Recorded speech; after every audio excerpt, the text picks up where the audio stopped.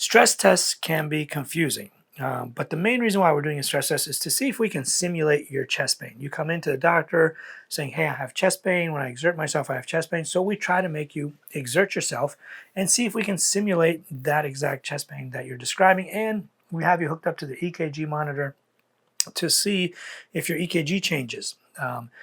If somebody has ischemia or is even having a heart attack, the EKG can tell us what's going on. So if we put you on a treadmill, make you run, and we watch and monitor your EKG, we can see a lot of things. We can see if you have ST depressions, which indicate there must be some kind of ischemia.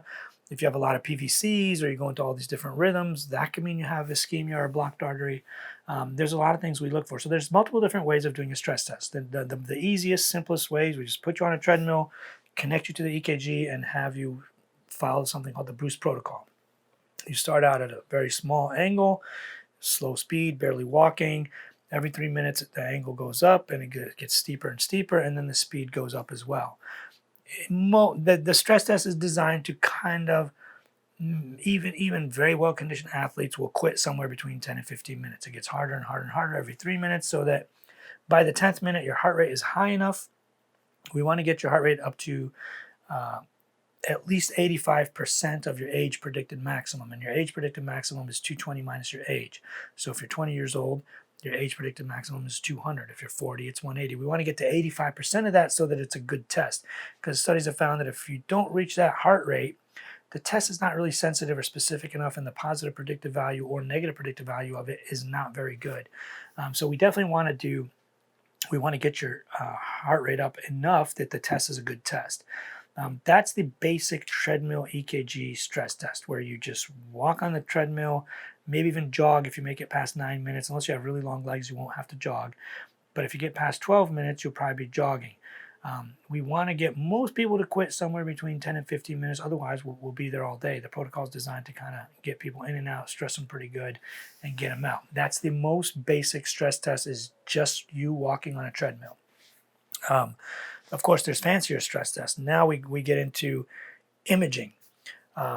You walking on a treadmill is one kind of stress test. We can add imaging to it. We can do an echocardiogram of your heart, where we take pictures of your heart while you're at rest and then while you're at your peak exercise capacity, and compare the images. If you have a blocked artery, these are your walls pumping, at rest.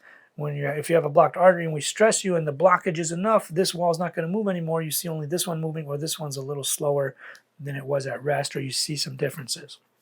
The other kind of imaging we do, something called nuclear imaging. We inject your veins with a dye or a nuclear tracer called technetium, or they used to use thallium in the past, but we inject it into your body. This is a chemical that looks like oxygen to your heart. Your heart muscles think it's oxygen. It travels to your heart. The muscles in your heart light up under the nuclear camera. We have a camera that can detect this nuclear radiation that's now in your heart muscle. Your heart muscle lights up. You're getting full blood flow to your heart. Your heart looks like a full circle, or in this view, completely lights up. That's at rest. After we stress you, we do the same thing again. And if this is the complete circle, now it's missing that bottom wall. There's no lighting up down here. We know you have inferior ischemia. Under stress conditions, we don't see that bottom wall, or if it's like, this kind of view, this wall is missing, and you only see this one and there's nothing here. So that's ischemia that can happen when we stress you. Now, it doesn't always have to be a treadmill. We can use other medications. What if somebody has an amputation or has a bad back or bad knees and can't run on a treadmill? We use medications to simulate exercise.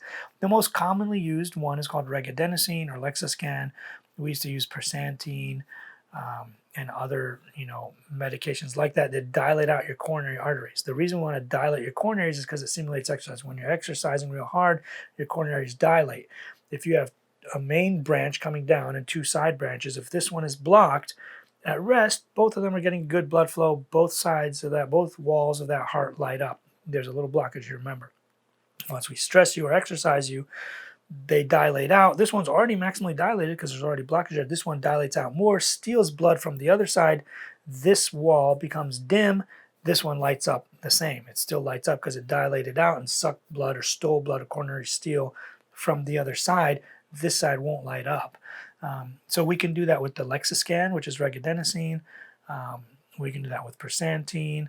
Another option is something called Dobutamine. We try not to use this a lot. This is a chemical that speeds up your heart, so it simulates like the tachycardia of exercise, not really the vasodilation part.